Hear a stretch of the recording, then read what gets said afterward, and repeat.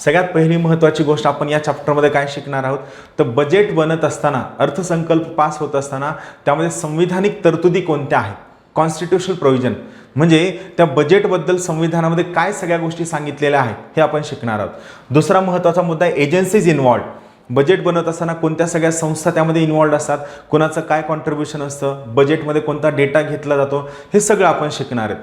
पुढचं आपण शिकणार आहोत फॉर्म्युलेशन ऑफ बजेट, म्हणजे ॲक्च्युअल बजेट बनवणं, बजेट बनवण्याची प्रक्रिया किती तारखेला सुरू होते, कोणती प्रश्नावली पाठवली जाते, त्यात कोणती माहिती गोळा केली जाते, डिस्बर्सिंग ऑफिसर म्हणजे काय, या सगळे मुद्दे जे मी शिकवतो ना, हे मुद्दे कोणत्याही पुस्तकात मिळणार नाहीत। रादर हा जो मुद्दा मी शिकवतोय हा तुम्हाला देसले आणि कोळंबे सरांच्या पुस्तकात सुद्धा मिळणार नाही, एवढं मी सिस्टमॅटिकली शिकवतोय। म्हणून लेक्चर गोडीनं होऊ द्या, चांगल्या पद्धतीने होऊ द्या, प्रत्येक मुद्दा चांगला समजून घ्या।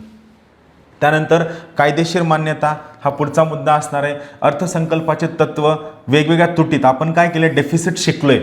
मला कोणता मुद्दा आपण शिकलोय, डेफिसिट शिकलोय, आठवतं सगळे डेफिसिट आपले शिकून झालेत, त्यातले 2-3 करंट अकाउंट डेफिसिट म्हणजे 2-3 छोटे छोटे डेफिसिट आहेत, ते आपण परकीय व्यापार ते सगळं संपल्यानंतर कव्हर करणार आहोत। त्यानंतर अर्थसंकल्पाचे प्रकार आणि FRBM ॲक्ट, FRBM ॲक्ट हा कशाशी संबंधित आहे, हा खास करून खर्चातील सुधारणांशी संबंधित कायदा आहे।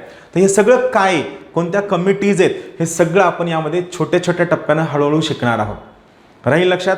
म्हणून हे न चुकता चांगलं लक्षात ठेवा, आपण हे सगळं जे शिकतोय हे आपल्याला कसं वर्कआउट करायचं आपण शिकणार। तर चला आपण एक एक मुद्दा सुरू करूया।